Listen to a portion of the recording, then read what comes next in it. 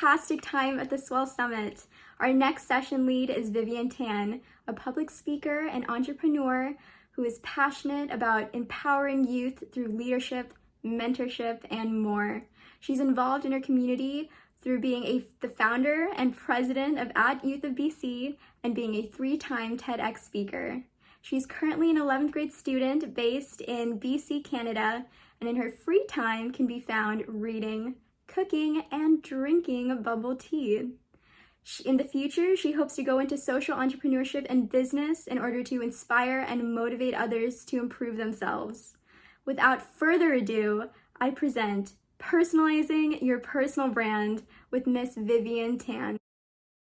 Thank you so much, and I'll get right started with the guide to personal branding, which is kind of one of the skills that I wish I knew earlier, but I'm going to share with you so you can know about it sooner.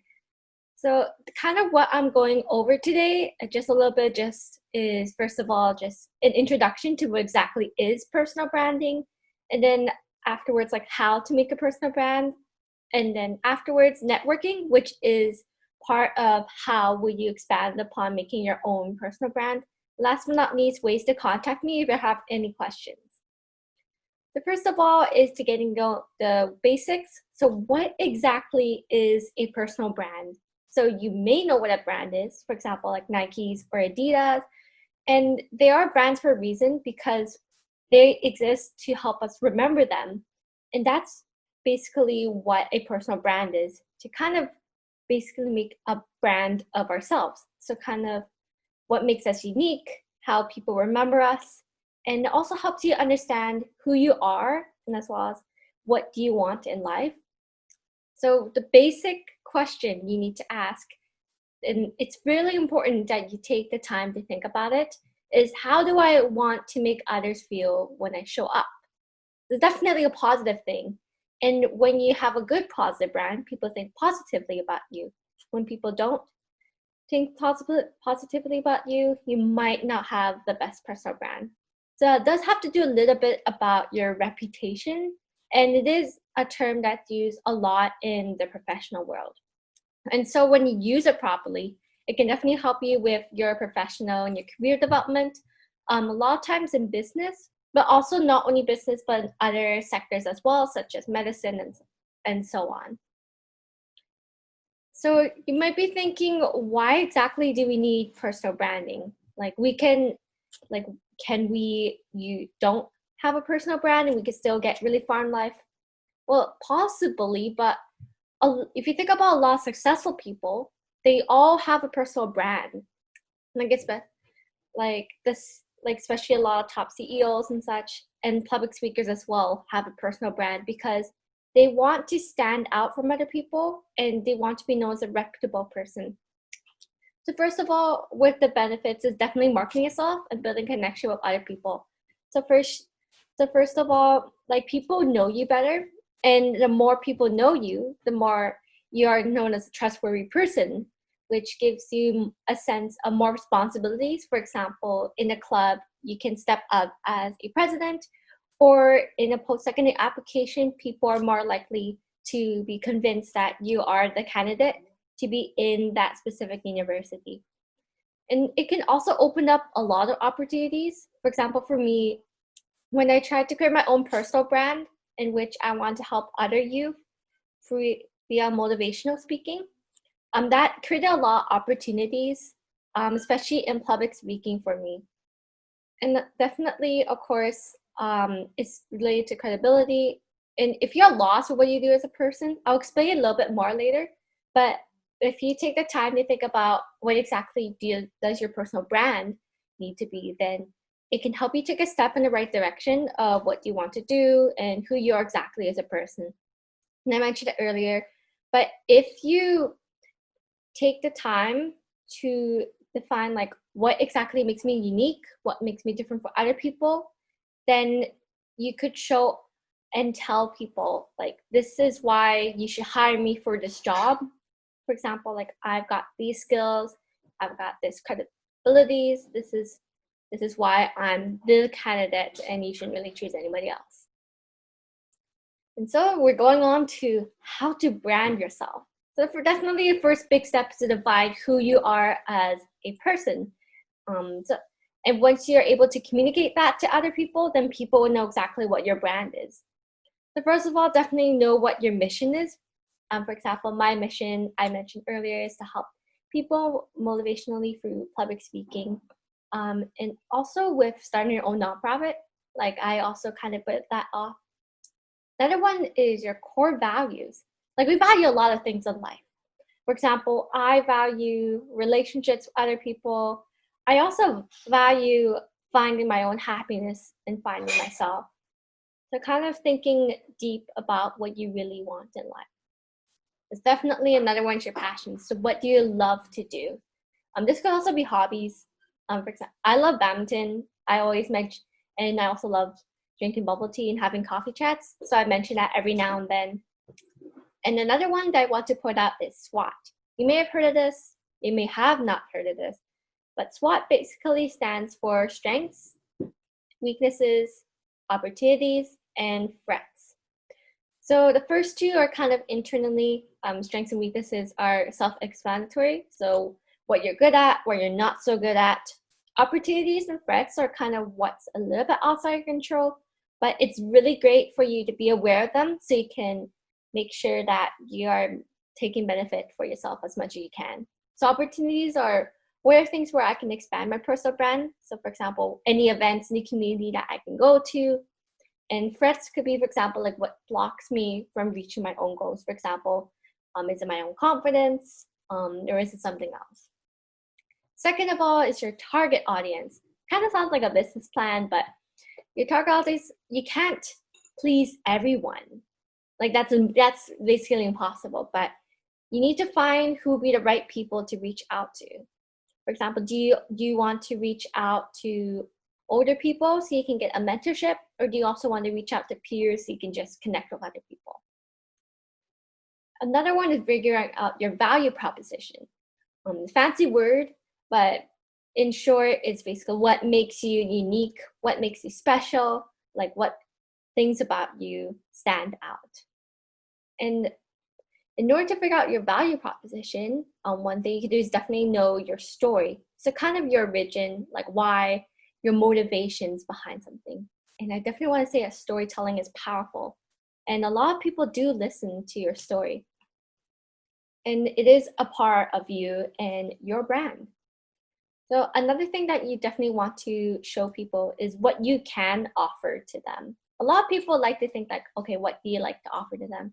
Like it's not, and sometimes in relationship, people might think of that. It doesn't also always mean in a bad way, but it's something that we also tend to think on the top of our head. So definitely offer like what you love, what you people want the most, and what you do best. So for example, this is kind of what I thought of in the beginning of creating my own brand. So I offer motivational speeches to other youth via online webinars. And via LinkedIn, I'll explain a little bit later, but LinkedIn is definitely a really great platform for establishing your personal brand and also networking with other people if you do want to get started on that. So I kind of followed along the drink theme. So I state that I love bubble tea and I also love coffee chats. And so once you get the basics down, that's when you could start branching out, especially on a lot of platforms and a lot of in-person events and such. Especially first impressions are critical because a lot of things that if you want to strike as a good person and a credible person, you definitely need to have that first impression because it's kind of be very hard to kind of break that first impression. And a lot of times in events, when people ask, so like, tell me about yourself, like, who are you? A lot of people do create like an elevator pitch. So kind of like a short thing about who you are, what you do, how you can offer to someone, like what makes you stand out. So basically a summary of your own personal brand. Second of all, especially on LinkedIn, linkedin.com, you can definitely create a lot of content.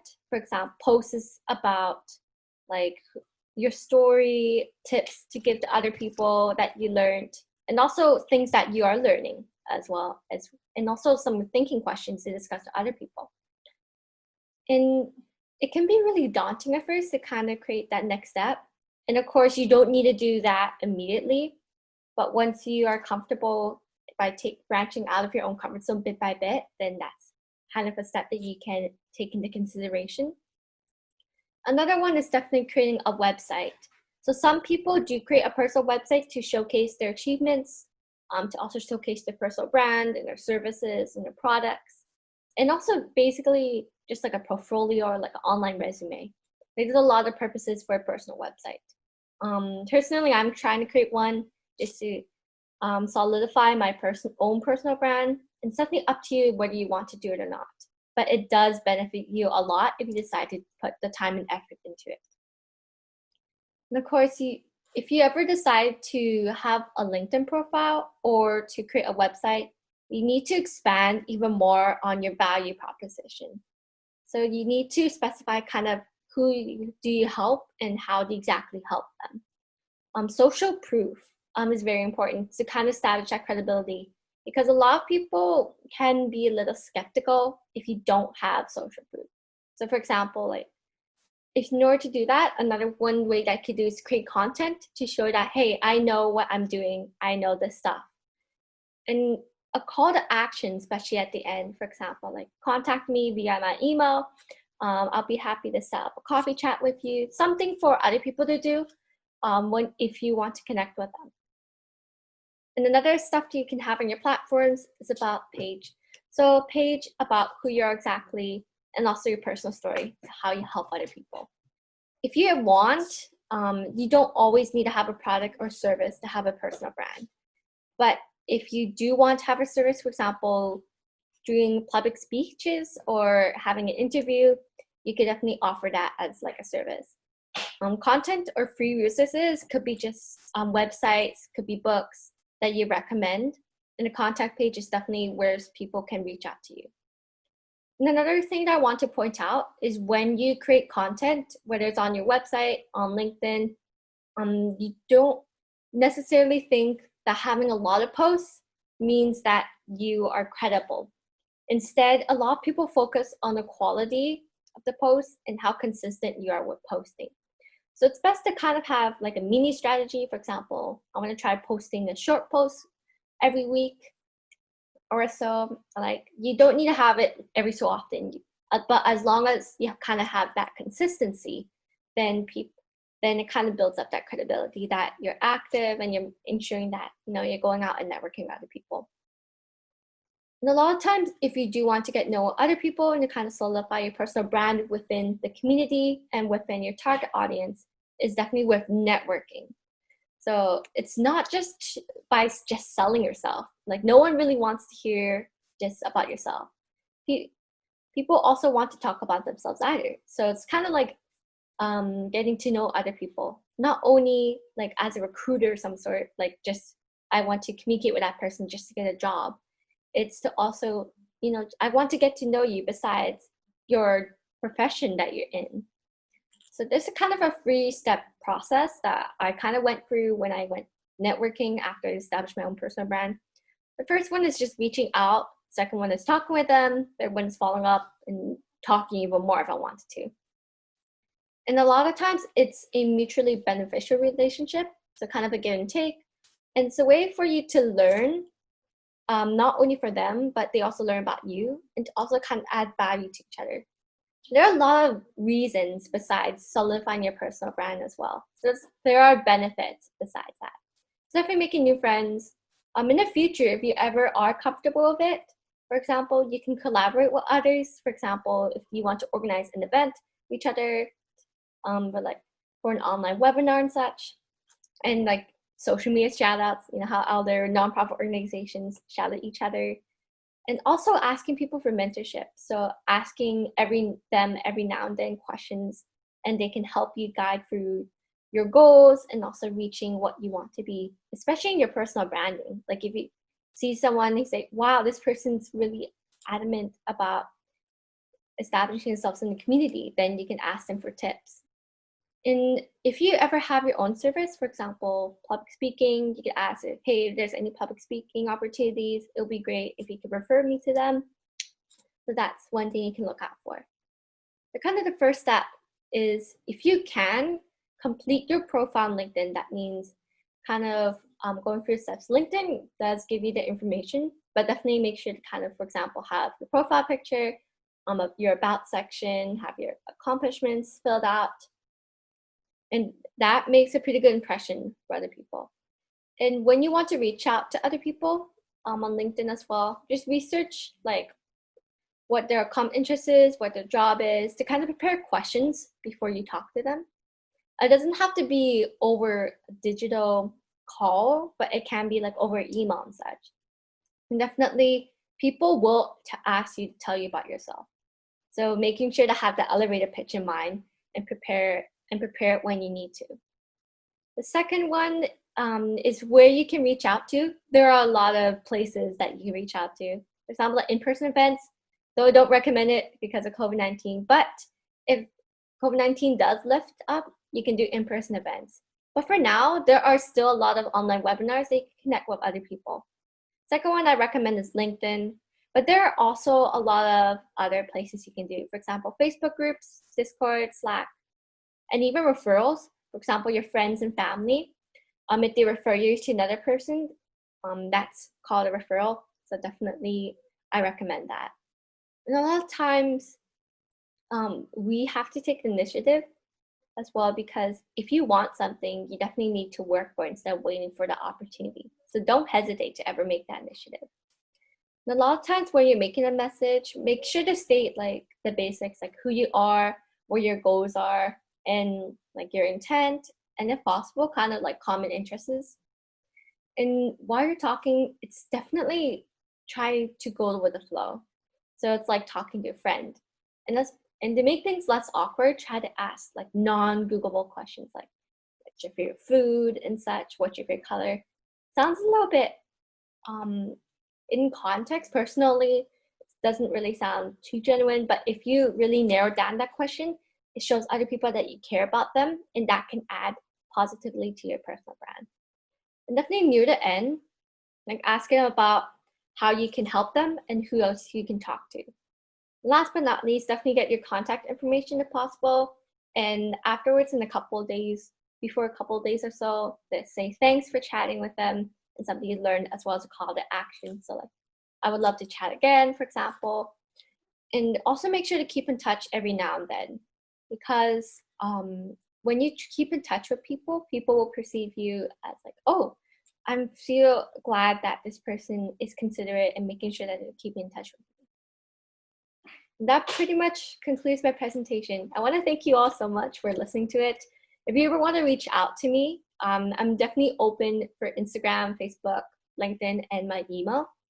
I'll leave that here, and I'll also probably have it in the YouTube information. But yeah, thanks again, and I hope that, and I wish you all the best of luck with your own personal brands.